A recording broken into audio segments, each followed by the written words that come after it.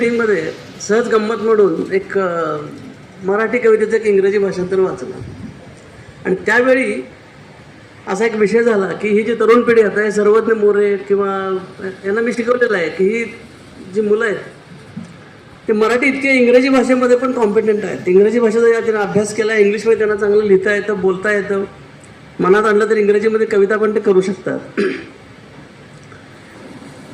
आता स्वामी विवेकानंद असतील, योगानंद असतील, योगी अरविंद असतील किंवा भक्तिवेदांत प्रभुपाद स्वामी असतील, हे जे आध्यात्मिक ज्यांनी भारतीय तत्त्वज्ञान युरोपमध्ये त्याचा प्रसार केला आणि ते करू शकले, आपलं तत्त्वज्ञान जगापर्यंत नेऊ शकले, त्याचं सगळ्यात मोठं कारण मला असं वाटतं की ह्या लोकांचं इंग्रजी भाषेवर फार प्रभुत्व होतं.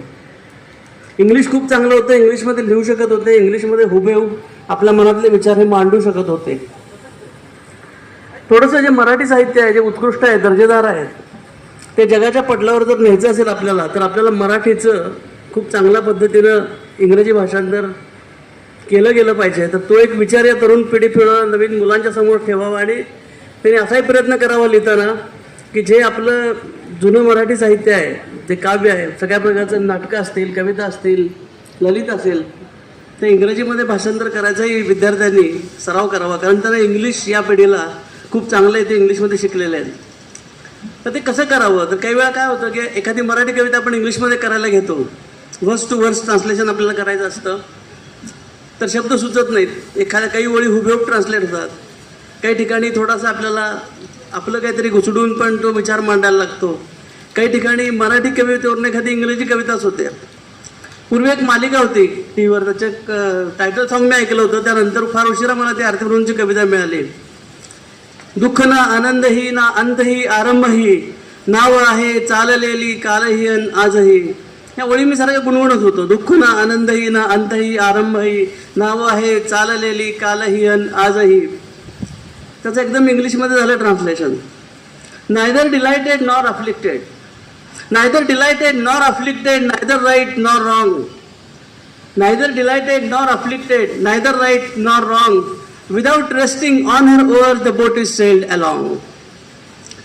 Neither solitary nor accompanied, ना एकटी ना दुखटी, neither solitary nor accompanied, though the ocean is coastless, on either sides and no islands the boat is sailed restless.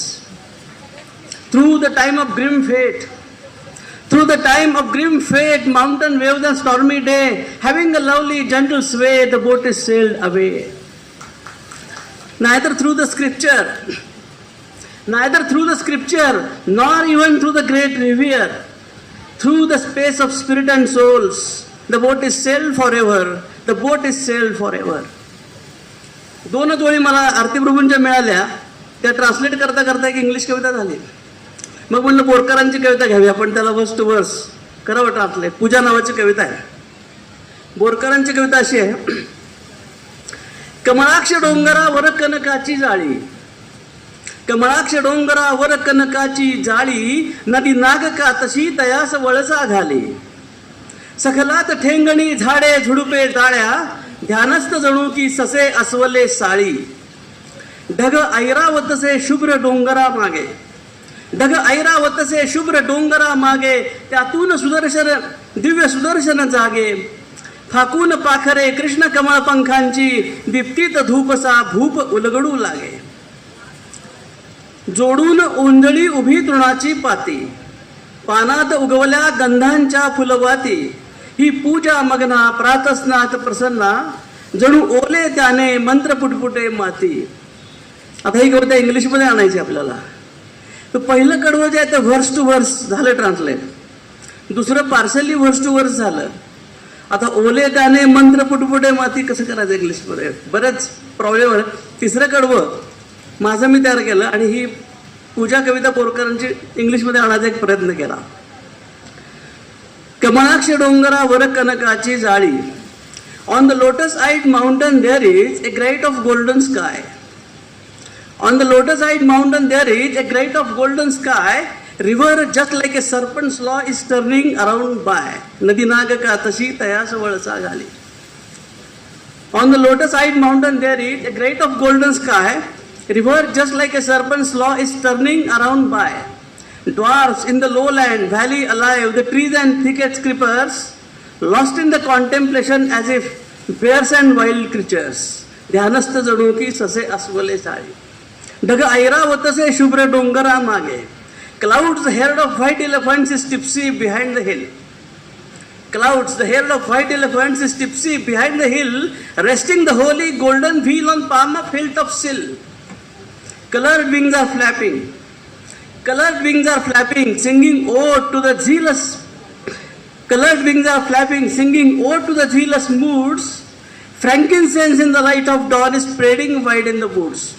Frankincense म्हणजे धूप आणि dawn आहे, पहाट आहे, म्हणून dawn, धूप आहे म्हणून पहाट. Frankincense in the light of dawn is spreading wide in the woods. शेवटचं कडव मात्र माझं मी केलं, त्याला बोरकर बाजूला ठेवले. Sprouting there in the paddy fields, sprouting there in the paddy fields, the rice and dancing cranes. Cranes म्हणजे करकोचे. Sprouting there in the paddy fields, the rice and dancing cranes, following their palms, shoots of grass are praising the drizzling rains. Incarnates here on the land, thus contented spirit of skies. Incarnates here on the land, thus contented spirit of skies, and the deep self-enlightenment is seen in the mountain's eyes.